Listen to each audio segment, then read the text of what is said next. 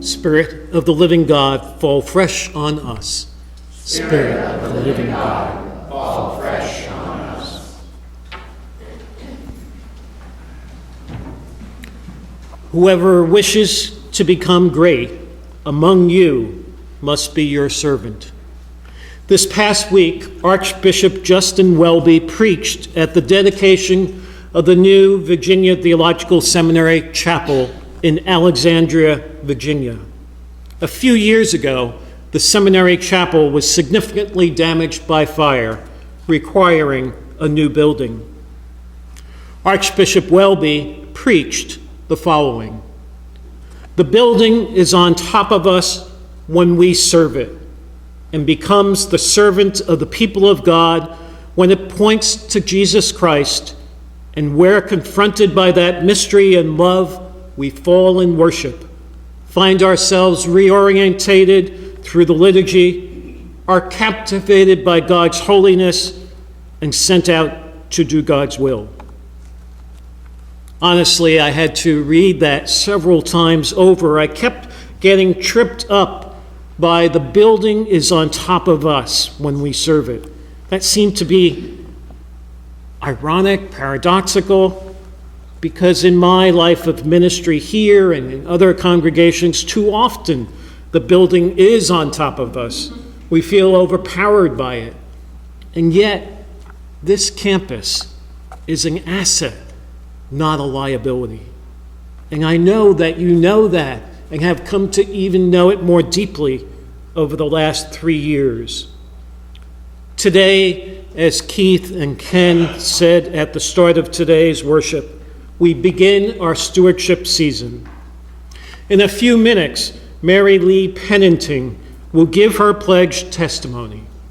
And in a few weeks from now, next week, Kate Sheehan, and the following week, Bob Walters will give their pledge testimonies. But before Mary Lee speaks, I want to reflect with you on today's gospel and the spiritual wisdom it may have for all of us as we think about the pledge we will make to St. Francis Church for 2016. The gospel calls us to be attentive to our desires and the way we serve. Simply, we hear that there are consequences for our desires. In God's world and in his Son Jesus' world, if we wish to be great, then we must serve. We could not ask for a better or more fitting gospel to begin stewardship and pledge season. At a very young age, I was taught in words, by actions, and in part by intuition, long before I became an Episcopalian, that it is not polite to talk about certain topics. You can guess what they are. Certainly, money is one of them. When I was in conjoint therapy, before Stephanie and I got married, our therapist talked to us about the importance of talking about those things that polite people avoid all the time. Among the key reasons for divorce and unhappy partnerships is when people have very different view on these matters and act without communication. Areas of our life that we are polite about, such as money, are areas of our life that reflect our deepest values and desires. All of our actions flow from our deepest values and desires. So when couples politely avoid these intimate conversations, conflicts arise later. Growing up, we did not have a lot of money, nor did we talk about a lot of money. We lived in an apartment in the Bronx without a family car, and we did not go on a vacation every year. My dad worked 3 jobs to keep 5 children clothed, fed, and educated. My parents talked about their treasures as their children. I knew my mom and dad had almost no luxuries. My dad, working for Shell Oil in New York City as an accountant, every day of his life, this is amazing to me, every day of his life he had a jelly sandwich for lunch that Mom would make for him and put in his lunch bag. On his way to the New York City subway, he would buy the New York Times, read the Times on the subway to and from work, smoked a weekly pack or two of Lucky Strikes. He liked to have a few beers on Friday night after working long hours every week. But apart from these expenses, all his earned income went into the care of family, especially towards education.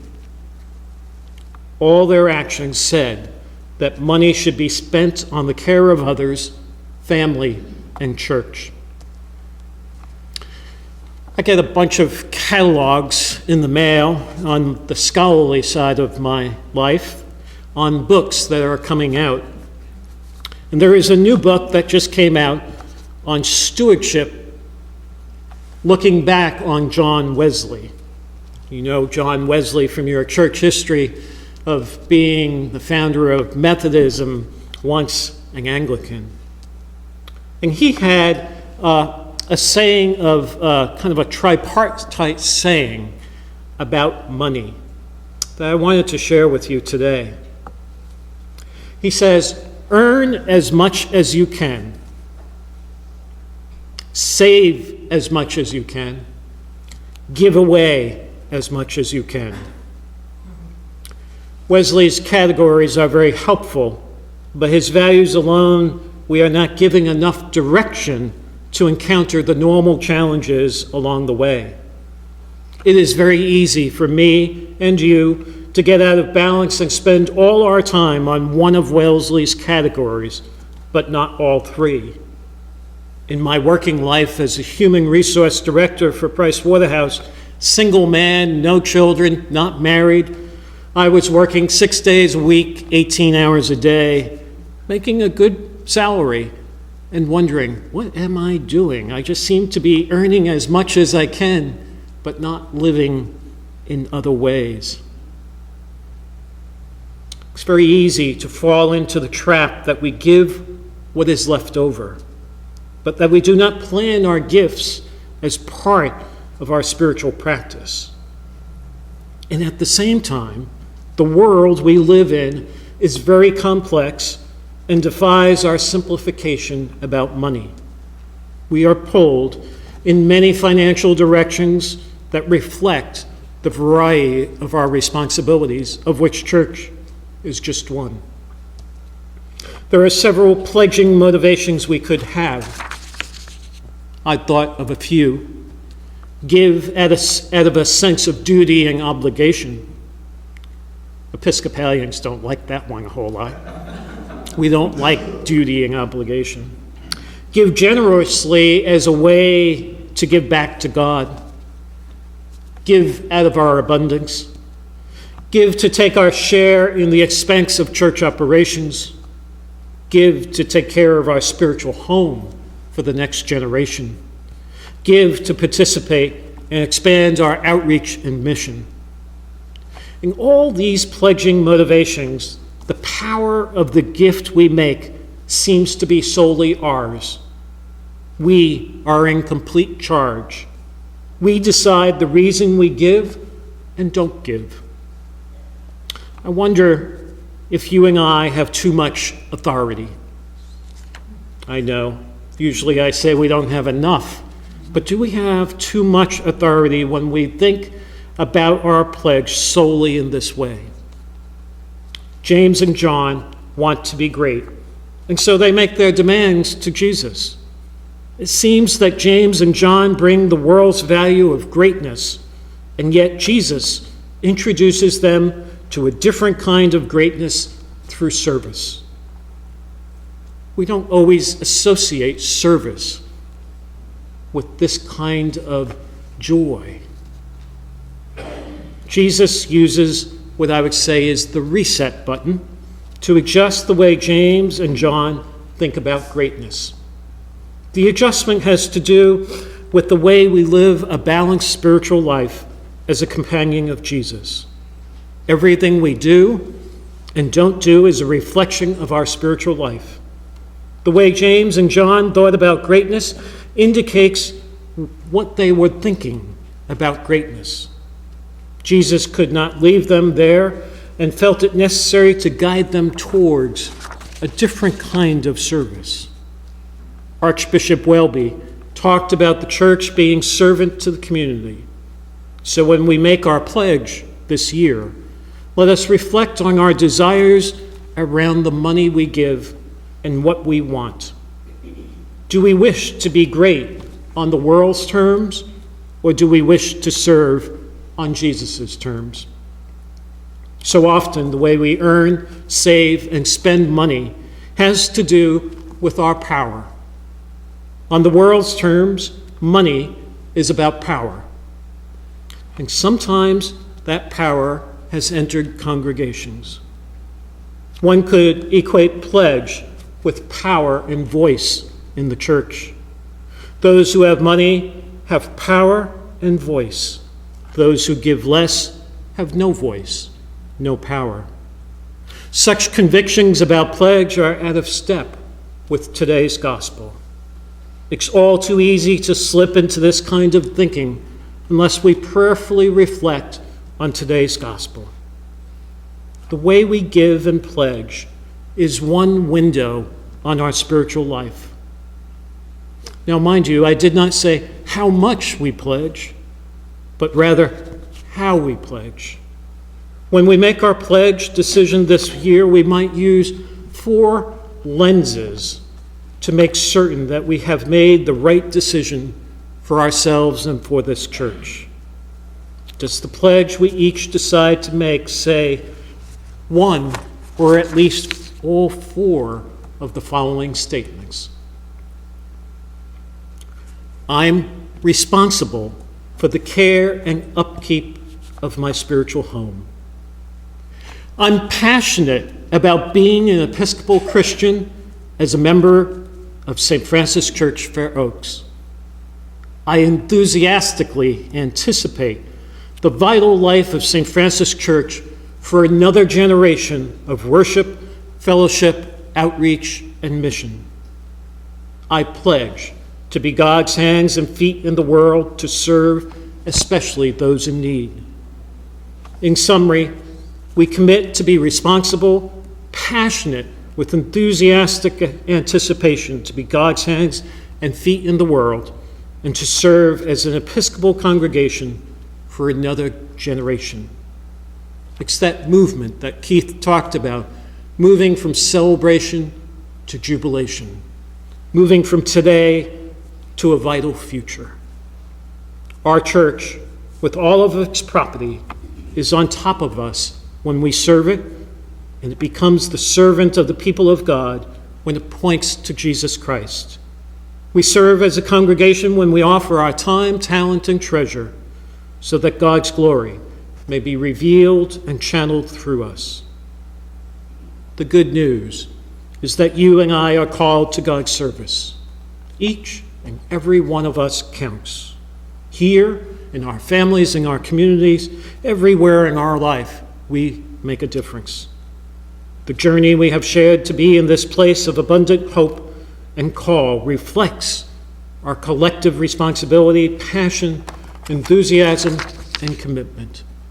We are called over and over to grow, to deepen, and to stretch ourselves into God's heart of love. And now I'd like to welcome one of our long-standing parishioners, Mary Lee Pennington, to share her reflections on ways she makes her pledge decision these many years. She'll be speaking from here.